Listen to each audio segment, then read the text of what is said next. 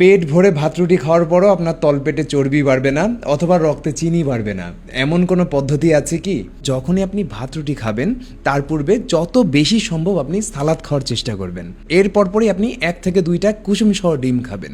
এরপর যদি আপনি ভাত আপনার পছন্দের তরকারি দিয়ে খান, সেক্ষেত্রে আপনার রক্তে চিনির পরিমাণ বেড়ে যাবার গতি প্রায় 37% পর্যন্ত কমানো সম্ভব।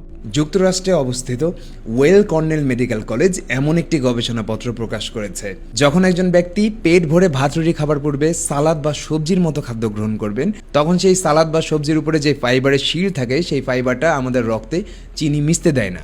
সবজি ও সালাদের মধ্যে যে ফাইবার থাকে তার মধ্যে অধিকাংশই হয় রেজিস্ট্যান্স স্টার্চ, আর এই রেজিস্ট্যান্স স্টার্চ আমাদের পেট সহজে হজম করতে পারে না, বরং আমাদের পেটের ভিতরে কিছু উপকারী ব্যাকটেরিয়া আছে, সেগুলো এই রেজিস্ট্যান্স স্টার্চকে নিজের খাদ্য হিসেবে গ্রহণ করে। রেজিস্ট্যান্স স্টার্চ খেয়ে যখন গুড ব্যাকটেরিয়ার পরিমাণ বাড়বে, তখন সেটা আমাদের পেটের ভিতরে হজম ক্ষমতাও বৃদ্ধি করে, যার কারণে আপনি পরবর্তীতে যেই খাবারগুলো খাবেন সেখানকার পুষ্টিগুলো আমাদের পেট খুব ভালো মতো শোষণ করে নেবে।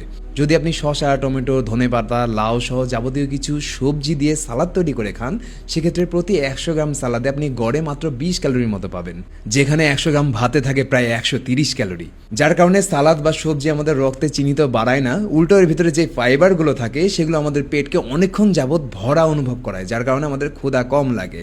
এর পাশাপাশি যখন আপনি খালি পেটে প্রোটিন সমৃদ্ধ খাবার খাবেন, এক্ষেত্রে আমি একটা কুসুম সহ ডিমকে বেশি এগিয়ে রাখবো, কারণ যখন আমরা একটা কুসুম সহ ডিম খাবো তখন এই ডিমটার মধ্যে আমরা পাবো প্রায় 6 গ্রামের মতো প্রোটিন এবং প্রায় 3 থেকে 3.5 গ্রামের মতো হেলদি ফ্যাট। প্রোটিন যখন আমাদের শরীরের ভিতরে প্রবেশ করে তখন সেটা গ্লুকোজের রূপান্তর হয় না, অর্থাৎ চিনিতে রূপান্তর হয় না। প্রোটিন আমাদের শরীরে অ্যামিনো অ্যাসিডের রূপান্তর হয় এবং এই অ্যামিনো অ্যাসিডটা ব্যবহার করে পরবর্তীতে আমাদের মাংসপেশি বজায় থাকে অথবা বড় হয়। সেই ডিম থেকে পাওয়া প্রোটিন তখনই শুধুমাত্র আপনার রক্তে গিয়ে চিনিতে রূপান্তর হবে যখন আপনি একদমই কার্বোহাইড্রেট জাতীয় কোনো খাবার খান না, যেটাকে মূলত গ্লুকোজেনেসিস বলা হয়। এর পাশাপাশি প্রোটিনের থার্মিক ইফেক্ট অফ ফুড অনেক হাই হয়, অর্থাৎ প্রোটিন নিজে হজম হওয়ার জন্য অনেক বেশি ক্যালোরি বার্ন করে।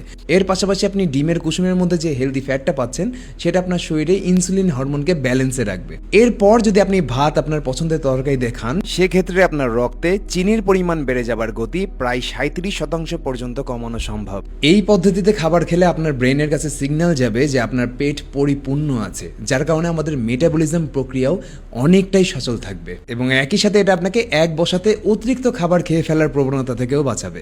এর পাশাপাশি খাবার খাওয়ার পরপর কখনোই বিশ্রাম নেওয়া যাবে না। এই সময় যদি আপনি 10 মিনিটের জন্য হাঁটাহাঁটি করেন অথবা বাসায় এক জায়গায় দাঁড়িয়ে উঠবস করেন অথবা স্ট্যান্ডিং কাপ রেজের মতো ব্যায়াম করেন, সেক্ষেত্রে আপনার রক্তে চিনি বেড়ে যাবার গতি আরও কমে যাবে, যেটা পরবর্তীতে আপনার পেটে চর্বি বেড়ে যাওয়ার প্রবণতাও কমাবে।